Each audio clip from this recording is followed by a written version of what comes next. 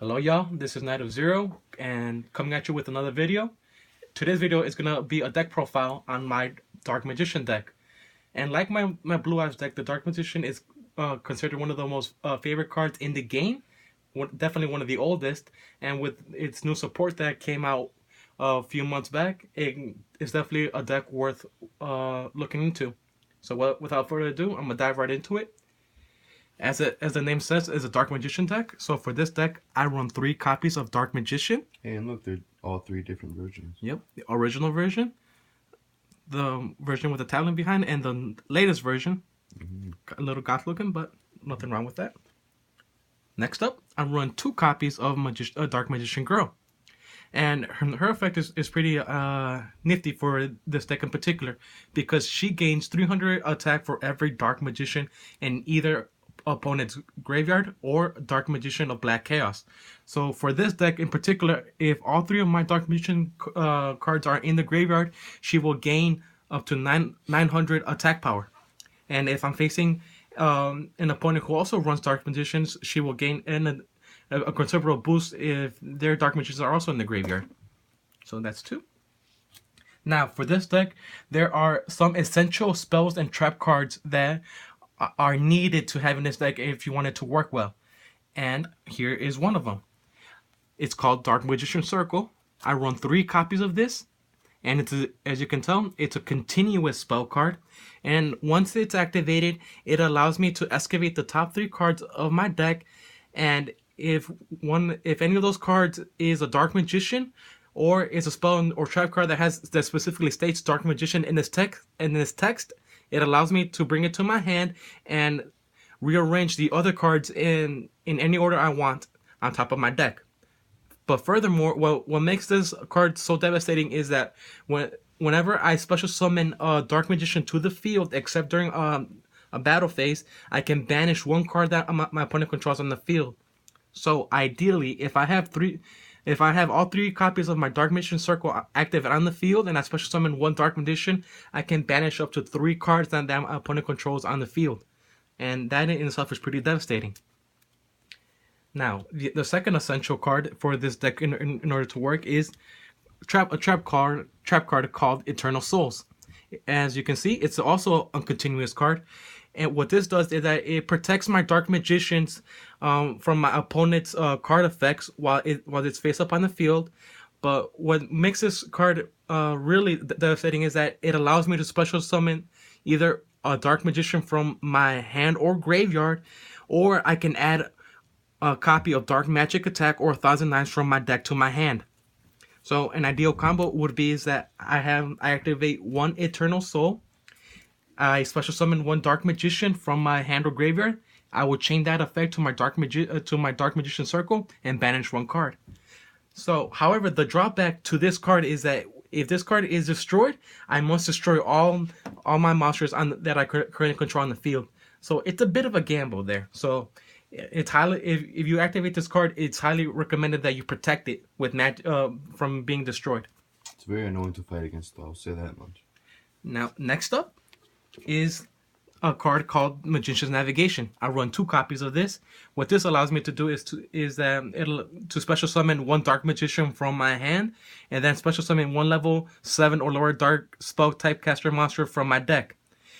And if I control a Dark Magician other than the Dark Magician that was special summoned, I can banish this card from my graveyard, then target 1 face-up spell or trap card that my opponent controls and negates its activations until the end of the phase. Now, this will come in handy, for example, if once I use it, I bring out my Dark Magician and my Dark Magician Girl, and say that my opponent has a Swords of Revealing Light on the field, I can banish this card and negate its activation for 1 turn. So, which would allow me to attack my opponent. So now these 3 cards right here are important for my Magician's deck. But moving on, I run 1 copy of Dark Burning Magic. If I control a Dark Magician and a Dark Magician Girl on the field, it allows me to destroy every card on my opponent's side of the field. Now that's important to say, because not only does it destroy my opponent's monsters, but it destroys their back row as well. So it allows me to do devastating damage to my opponent's life points. Next up, it's one copy of Dark Burning Attack, and it allows if I control a Dark Mission Girl on the field, that I can destroy all face-up monsters that my opponents control. Now that's pretty important to say, because considering that the Dark Magician Girl's original attack is 2,000, she's not the strongest card in the game by no means. But with Dark Burning attack, she can wipe up my opponent's side of the field. Now, as with my Blue Eyes deck, it's important to bring out my Dark Magician as quickly as possible. And in order to do that, I use these cards right here. 2 copies of Magician's Robe. What this allows me to do is, during my opponent's turn, I can discard 1 spell or trap card from my hand and special summon 1 Dark Magician from my deck. This is considered a quick effect. And once again, I can chain this effect to my Magician's Circle and banish 1 card. And it also allows me to use to free up my options in order to bring out a Dark Magic attack or 1,000 Knives with my effect of the Eternal Souls. Next up, I run 1 copy of Magician's Rod. When this card is normal special summon, it allows me to go through my deck and add 1 spell or trap card that specifically states Dark Magician or Dark in its text. So if I happen to draw this card on my first turn, and it'll allow me to go through my deck and either bring out a Dark Magician's Circle, an Eternal Soul, or a Magician's Navigation. So pretty handy cards in themselves. Others would recommend that you run up to 2 or 3 copies of this card. Next up is the Magician's Girls. Now these girls can be used to stall my opponent and to bring out my magicians quite quickly, and I'll show you why. First up, 2 copies of Apple Magician Girl. Well, once per turn, when she is targeted for an attack, it allows me to special summon a level 5 or lower spell type caster monster from my hand to the field, and the attacking monsters will lose half its attacking power. I run 2 copies of her. So next up, 1 copy of Lemon Magician Girl. And just like my Apple Magician Girl, is when she's targeted for an attack, it allows me to special summon 1 spell type caster monster from my hand to the field. But if it has its effects, they are negated. So a combo that I like to run with these 2 is I summon my Apple Magician Girl. She's targeted for an attack by my opponent's monster. I bring out my Lemon Magician Girl. And then she's targeted for an attack. And then I can bring out either a Dark Magician Girl or a Dark Magician from my hand to the field. And my opponent's monster's attack will not only be halved once, but twice. So that's a pretty good combo right there. Next up, I run 2 copies of Dark Chocolate Magician Girl. And just like Lemon and Apple, when she's targeted for an attack, I can special summon 1 spell type caster monster from my graveyard to the field. So I run 2 copies of that. And last but certainly not least, I run Kiwi Magician Girl. What her effect allows me to do is I can discard her from my hand to the graveyard, and all Magician Girls with different names on the field gain 300 attack power for every Magician Girl with different names on the field. But what makes this card worthwhile having in your deck is that once you discard her from your hand, all spell type caster monsters you currently control are unaffected by my opponent's card effects and cannot be destroyed by my opponent's card effects. But something important to note is that it is more than 4 stars, so you can't normal summon it without having to tribute. Yep, and as good observation, and as you can also tell is that she has 1,800 attack power, so not really worth tribute summoning her. So what she's mostly used for is to discard from your hand in order to either beef up your Magician Girls or to protect your other spell type caster monsters on the field. Now, there are other Magician Girls out there, but for me, Apple, Chocolate, and Lemon and Kiwi are the essential Magician Girls you need to run in this deck. Next up, I run 2 copies of Oracle Muhar. Well, Paladin Oracle Muhar. Now, if I happen to draw this card, I can immediately special summon it to the field without tributing. Also, when this card battles a dark type monster, its attack only during the damage step is doubled. And as you can tell, it has 2,500 attack power. So if it battles a dark monster, its attack will go up to 5,000. And its last effect is that when this card is sent to the graveyard, either by battle or by card effect, I can special summon one Dark Magician either from my hand, graveyard, or deck. I run 2 copies of that. Next up, I run 1 copy of Magician of Dark Illusion. Now, this card, his name is always treated as Dark Magician while it's on the field. But what this card allows me to do is I can bring out one Dark Magician from my graveyard when I activate a spell or trap card. I run 1 copy of that. And I run 1 copy of Sorcerer of Dark Magic. Now, this card's a little bit tricky to summon, and as you can tell, it's a little bent up because it's been with me for quite some time. But it cannot be normal or special summon. The only way to summon this card is by tributing 2 spell type caster monsters whose original level are 7 or higher. And it has 3,200 attack power, and as long as this card remains face up on the field, I can negate the activations of my opponent's trap cards. Now, considering that back row is very dangerous to deal with and quite annoying sometimes, having this card out on the field is very handy. Next up, trap cards for this deck. I run 1 copy of Induced Explosion.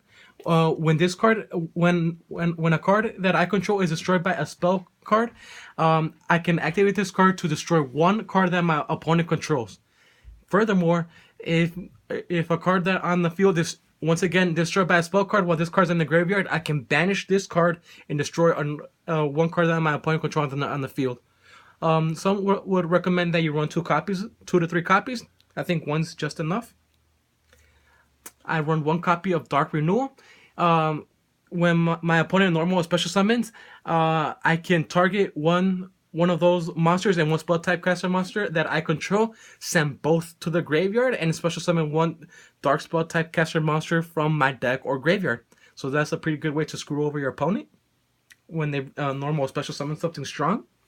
I run 1 copy of Magician's Defense. Any battle damage that involves spell type caster monsters is halved, but when its second effect is just as handy. When this card is destroyed, I can special summon 1 spell type caster monster from my graveyard. Next up, I'll run 1 copy of Final YUGIOH. When 1 monster from my side of the field and my opponent's side of the field, whose original level are level 7, are sent to the graveyard at the exact same time, I can activate this card, banish as many monster cards from both our graveyards as possible, and I can special summon 1 monster of my choosing from those that were banished. So it's a pretty good way to screw over your opponent, but it's also a gamble because your monsters in the graveyard will be banished. So if the monster that you choose can't get the job done, it can't bring you the win, you can pretty much screw yourself over. And lastly, I run 1 copy of Black Illusion. All until the end of this turn, all dark type monsters with 2,000 or more attack I currently control cannot be destroyed by battle, and their effects, if they have any effects, by that matter, are negated though. Now, spell cards. I run 1 copy of Dark Magic Expanding. Now, this is a pretty handy card to have because it has 3 different effects, but I can only activate them depending on how many Dark Magicians or Dark Magician Girls I have on the field or in the graveyard. So if I have 1 Dark Magician, Dark spell type caster monsters I currently control gain 1,000 attack.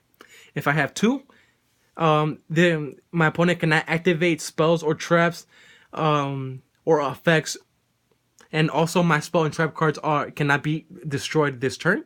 And if I have 3 or more, dark spell type monsters I currently control are unaffected by my opponent's card effects until the end of this turn.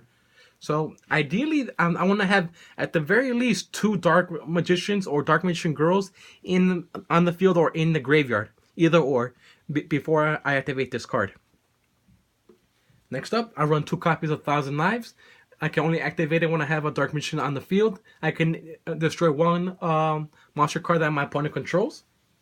Very handy because even if I don't have him in my hand when I need him, if I have Eternal Soul on the field, I can use this effect to bring it to my hand. I run 1 copy of Magician's Formula.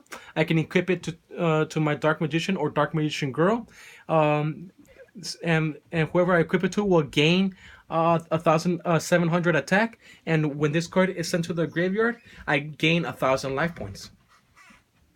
And last but not least, I run 1 copy of Dark Magic Attack.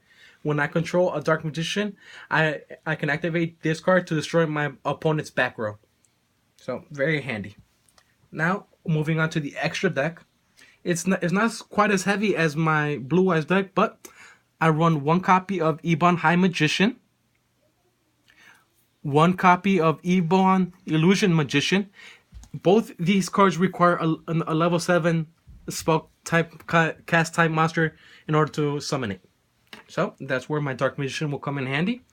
I run 1 copy of Red Eyes Flare Metal Dragon. Also, 2 level 7 monsters. I run one copy of Dark Magician Girl, the Dragon Knight, and 1 copy of Amulet Dragon. Now, in order to bring these 2 cards out, I'm gonna need the Eye of Timaeus. And my Dark Magician Girl's attack is 2,600. Her effect is that during either player's turn, I can discard 1 card from my hand to the graveyard and destroy 1 card on the field, monster or spell or trap card. And same thing with my Amulet Dragon, except it has a little bit more attack power at 2,900. And last but not least, I run a Dark Paladin. Must be fusion summoned using Buster Blader, a Poly, and a Dark Magician. And has 2,900 attack power. And during either player's turn, I can discard 1 card from my hand to the graveyard and negate the activation of a spell card on my opponent's side of the field. Also, it gains, I believe, 500 attack power for every Dragon type monster in the graveyard and either opponent's graveyard. That's a pretty good card. Yes, it is. Very old, but still very good. Now, this deck in general is a very good deck. It's very good for the quick special summons and can overwhelm your opponent easily. However, the actual attack power of these cards aren't that high. So, like, if you're going against a Blue Eyes deck, you better get out those Magicians really quick. You better get those Magician Circles and all those cards out really quickly. Or because if he summons like a Neon Blue Eyes, you're done, right? Unless, of course, you can bring out these lovely girls right here to stall your opponent until you can get said cards out, like Thousand Knives, Dark Burning Attack, or Dark Magic Attack. Dark Burning Magic Attack, sorry. So what would you rate this deck? I'm a little biased towards my Blue Eyes deck, but I will definitely give this deck a solid 9. Yep. Only because, like you said, the attack power of these magicians is not very high, and in order for this deck to work, you got to bring them out quickly and to take out your opponents as quickly as possible. Well, we shall see, because we did say we were going to do a duel between the Blue Eyes deck and the Ritual deck, but we decided that we're going to use this deck instead of the Blue Eyes deck because it's just more leveled that way. And because, the Blue Eyes deck would kill my Ritual deck, frankly. But this deck might be a little bit more leveled. We're going to do that next week or the week after. It all just depends, right? It depends. All right, well, we're done here, right? Yes, we are. So stay tuned for that duel. And if you haven't checked out the Ritual deck, the deck that I'm going to be taking on, please go to our previous videos and check that deck review out. Well, until next time. Bye.